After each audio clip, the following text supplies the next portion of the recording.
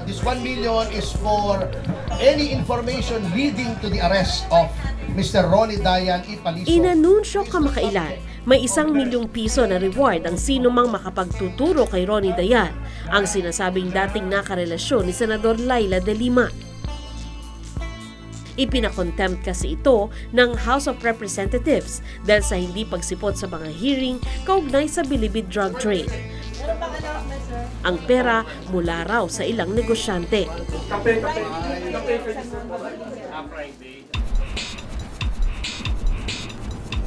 Nang sumama kami kay Jeff sa kanyang pagsusurveillance kaugnay sa droga, isa ito sa aming napagkwentuhan.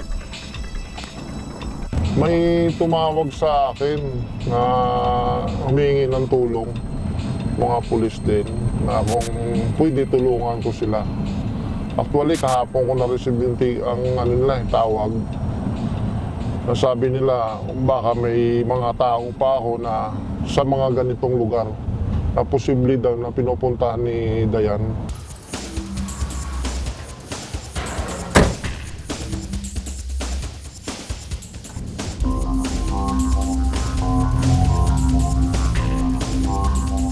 Gaya ni Jeff, bounty hunter din si Ramon Orbida.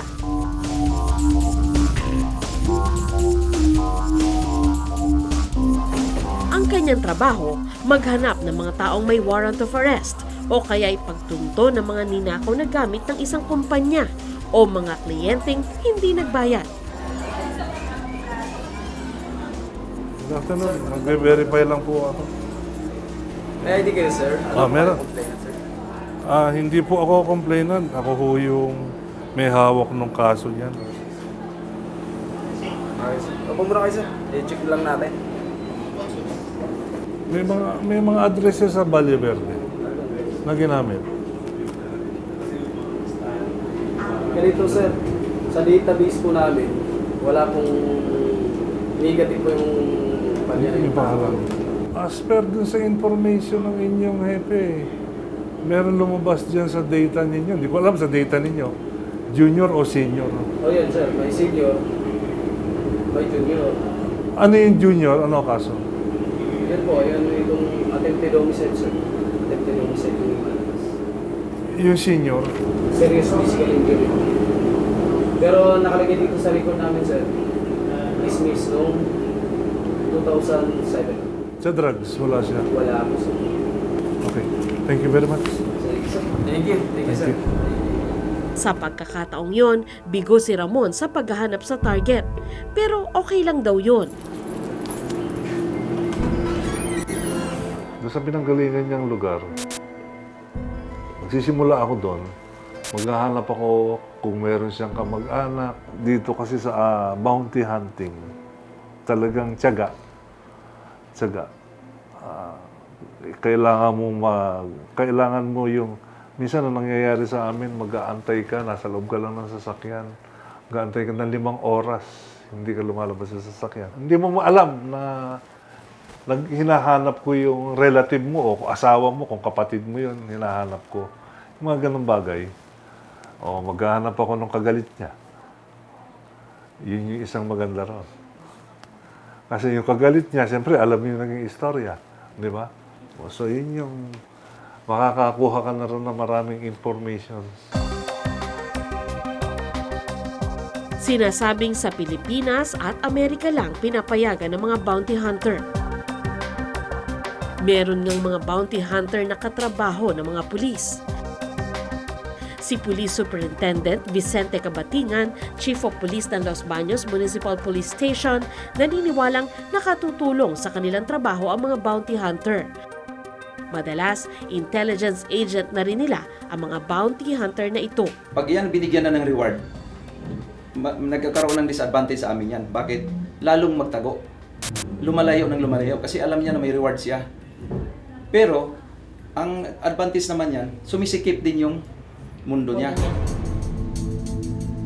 Paliwanag ni Kabatingan, ang mga bounty hunter kasi nakakatutok sa paghahanap ng mga wanted, samantalang ang mga pulis maraming ibang trabaho. Sa part namin, as agent handler, yun, more on precaution din kami. Hindi basta-basta, kasi Pag nandyan na, tawagan mo agad, o kaya pwede mong hulihin yan. Kasi una-una, pinoprotektahan kasi may mga pamilya din po ito. Kawawa naman po, kasi ito naghahanap buhay lang itong mga bounty hunter na ito. In Barangay Gutalak, Zamboanga del Norte, Salam carries a reward of 1.1 million pesos. Galing sa intelligence fund ng kanilang opisina ang perang ibinibigay nila sa mga bounty hunter at agent. Meron din namang reward money na galing mismo sa gobyerno. Usually naman ma'am, yung pagbibigay po ng reward ma'am, manggaling po sa PNP. Kami po ang magsasubmit ng case folder niyan. Kami po ang mag-recommend na magkaroon ng reward para mapadaling mahuli ito. So bibigyan sila ng corresponding reward. So may 30,000, 90,000, 80,000, depende sa gravity. Yung pag-abot naman doon sa pag-release naman ng pera na what is due for them, sila na pong bahala doon kung sino ang dapat nilang bigyan pa. So kami po, isang tao lang kausap namin. Kung ano ang nararapat sa kanila, ibinibigay talaga natin. Sa amin sa part nung, iwan ko lang sa iba, wala pa kaming napansin dyan na ganun. Kasi una-una, mga matatagal na nating hawak yung tao na yan. Yung nga sinabi ko sa inyo, nakagraduate na yung mga anak nila, tuloy-tuloy pa rin ang trabaho nila. Yun pong konsepto ng bounty hunter. May nakilala. Si Edward, bounty hunter at agent mula pa noong 1983, pinagpapasalamat naman ang aniyay magandang trato ng mga pulis. Or may reward. Naging source of income ko na siya. At nasa isip ko, wala naman ako sinasagasaan tao. Kung tutusin, nakakatulong pa ako. Malaking tulong sa pamilya kahit pa mapanganib at mahirap ang kanyang hanap buhay. Titinda ho ako ng asin, namimili. Namimili ako ng asin bote. May tulak-tulak akong kamiton. Titinda ako ng DVD, bala ng DVD. Namimili ako ng sirang relo. Minsan, naghahanap ako kunwari ng bahay. Kung nagsasama ako ng isang babae. Dati nang usap-usapan na nakikihati umano ang mga otoridad sa pabuya para sa pagkahuli ng mga wanted. Pag nalaman ng pulis na may bounty, hindi papayag sila na hindi sila kahati. Kasi kung gagawin nila, kukontakin nila yung kung sino man yung complainant o kung sino man yung nagpapahuli. So, ang mangyayari doon, halimbawa, 2 pulis yung kasama ko, di 3 kami. Divide by 4 kasi kasama yung hepe. Kaya divide by 4. Doon ma'am, sa hati-hati, sa isang unit na yun, maghati yan. Magkakaroon ng picture na tinatawag. Ano yung picture? Yun nga, ma'am, pera. Pipicturean kita. Bibigyan ka ng pera. Bibigyan ka ng pera. Oo, yun ang tawag doon, kalakaran ng tawag doon, picture. Pero ayos lang daw ito, ayon kay Jeff. Kulang ang intelligence pa ng pulis. Maraming magagaling magtrabaho. Wala lang talaga, kulang ang pera.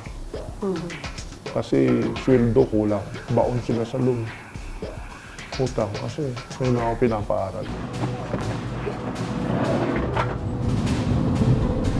Sinamahan namin si Jeff sa pagsusurveillance ng isang taong sangkot sa iligal na droga.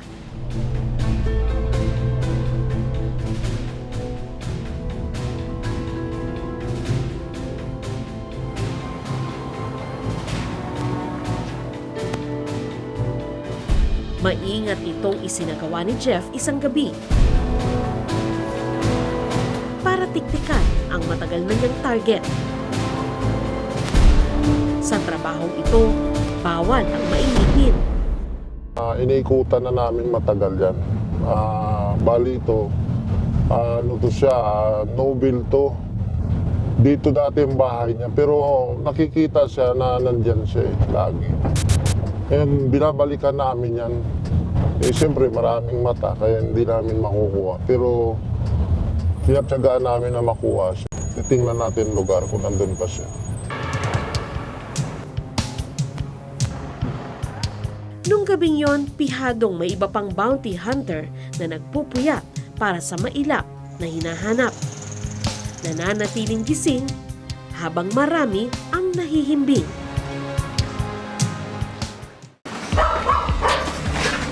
Marami sa kanila, hindi na natin makikita ang mukha. Hindi na natin maririnig ang pangalan. At hindi na makikilala. Sila ang mga kilabot na mga wanted. Sila ang mga bounty hunter. Magandang gabi po, ako si Sandra Aguinaldo at ito ang Eyewitness.